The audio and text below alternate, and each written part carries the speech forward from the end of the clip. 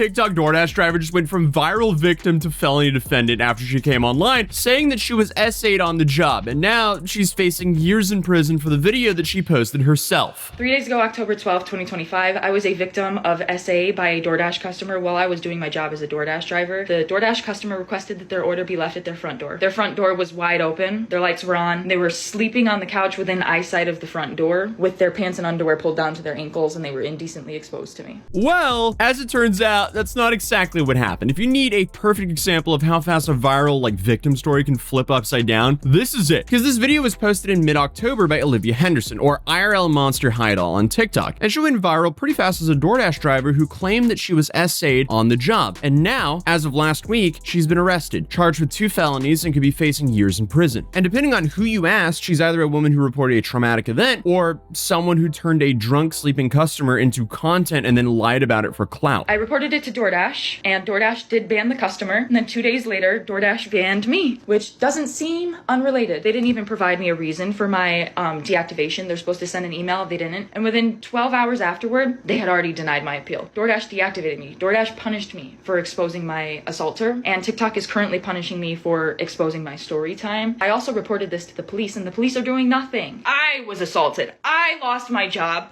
I'm the victim. Yeesh. So this whole thing just starts back in October 20th in Oswego, New York. Olivia was delivering an order for DoorDash, and according to her, the customer had asked for the food to be left at the front door. She said that she walked up to the house and found the front door wide open, lights on, and the customer lying on his couch with his pants and underwear pulled down to his ankles. She described him as fully exposed and said that she'd been put in danger simply by doing her job. Now, obviously, that's not an ideal situation to witness on the job, but it could also be explained as a guy who got super drunk, ordered some Wendy's, and then passed out before it got there. Not a great look, but I don't think it's illegal to do that, especially because he was in his own house and he wanted the order at his front door, but more on that later. So in her first series of videos, she told the story with the tone of someone who was still shaking from what happened. She said everything was caught on camera. She also said that she didn't want this to happen to any other women, which is why she came forward with this story on TikTok. And with the video, she also reported this to DoorDash and the police. And her initial post grabbed more than 22 million views for a brief moment, and TikTok seemed ready to rally around her. But that didn't last long, because within days, TikTok removed her video for violating community guidelines, and the talk around her started changing, because she posted more videos saying that TikTok kept trying to silence her. And then she said that DoorDash fired her for reporting an incident, and she said the police were punishing her instead of helping her. So see, that seems odd when 3 entities are suddenly going against her at once. What's going on? One of the biggest points in chaos of this entire story is the debate over whether Olivia actually walked up to an already open door or pushed it open herself. In the first video, she insisted the door was actually wide open when she arrived, meaning the guy on purpose left his door open for her. Thus, as she claims, he left himself exposed for her to see. But pretty fast, other creators started putting out screenshots that showed that she had quietly deleted an earlier version of that video, one that showed her nudging the door open before panning to the sleeping guy on the couch. And the original clip was deleted, but I don't think this has anything to do with TikTok silencing her here, because she posted a video of a dude laying there exposed on his couch in his own house, and she posted it for millions of people online to see. I don't know about you guys, but I think the video got deleted because of that. So obviously that's not allowed on the platform, hence why I can't show the clip here. But there were these side-by-side screenshots that started popping up of whether the door was closed or left open. Either way, dude is in his own house, so is this illegal? No. But my main question is, why is she walking around in this dude's house? Like, drop the food on the doormat, take a picture, and move on to your next order. You don't need to be, hello?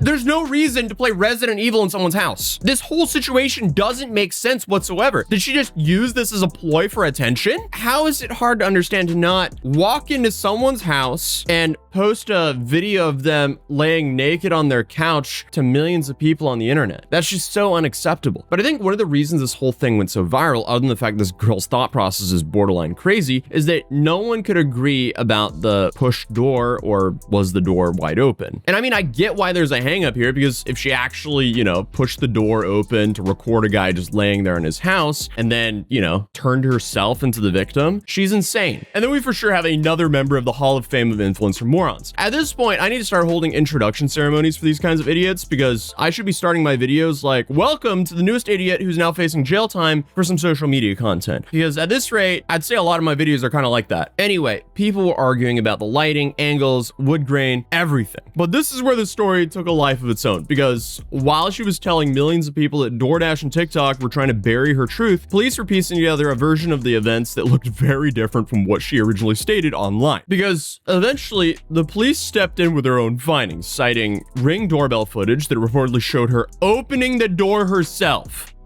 Ma'am, why did you do that? So, ladies and gentlemen, they got her. Sir, I have your DoorDash. Oh! Ew! I'm a victim! Number one, why would you ever do this to begin with? And number two, why would you do this when there's a Ring doorbell camera right there next to the door that you're opening? Like, did you not think he was going to review the footage after you exposed him to millions of people online with his pants down? What did you think was going to happen? Either way, according to the police in Oswego, the man in the video was not sitting there waiting to expose himself to the delivery driver. He was sleeping and drunk, lying on his couch with no idea what was going on. And thankfully for him, the doorbell camera footage reportedly showed her opening the door herself, which does not add up with her story. So DoorDash then finally responded with its own statement. Without naming her, they said they take these kind of reports extremely seriously, and they never deactivate someone for reporting it, full stop. But they said that posting the video of a customer inside of their home, along with their personal details, was a clear violation of their policies. They said that was the reason her account was deactivated, and they deactivated the customer's account too while they were investigating. And they also added that she still had full access to her money. Then everything hit a wall on November 10th, because that's when officers arrested Olivia Henderson and charged her with 2 counts of Class E felonies: unlawful surveillance and dissemination of an unlawful surveillance image. And these charges usually apply to people who secretly record others in private settings: bathrooms, bedrooms, changing rooms, that kind of thing. But the legal idea is the same. Recording someone inside of their home when they have an expectation of privacy is criminal, even if the camera is technically outside of the door. Police said that she filmed a sleeping person and posted it publicly, which is exactly what these laws are written for. So the bottom line is, police found no proof of SA, and the man was asleep. And Olivia admitted the instructions for her order said to leave the food at the door, not inside of the home as she filmed. Her last TikTok was posted on October 26th, right after she said that she was being punished for reporting what happened. After the arrest, she didn't post anything at all. No defense, no clarification, no follow-up about what she plans to say in court. Her current next hearing is on December 4th, and depending on how the judge sees all the evidence, she could be looking at a whole lot of time here. And this can range from probation to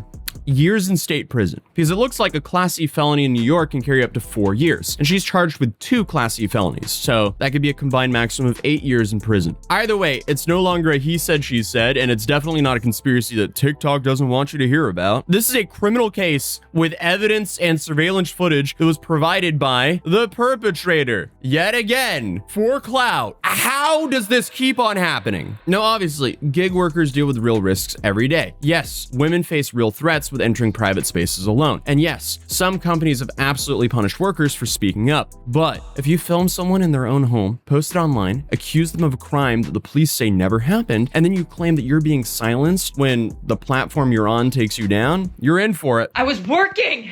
I was literally working, and they deactivated me. This is related. They just punished me for posting about my while door dashing. They just fired me, and the police are doing nothing. I lost my job. That was my only way to make money to pay my bills. I'm just saying, that's not advocacy. That's just clout chasing. So it'll be interesting to see what actually happens in December, and I'll keep you guys posted as more details come out. So feel free to subscribe if you're new, drop a like if you enjoyed this video, and I'll see you guys in the next one. Peace.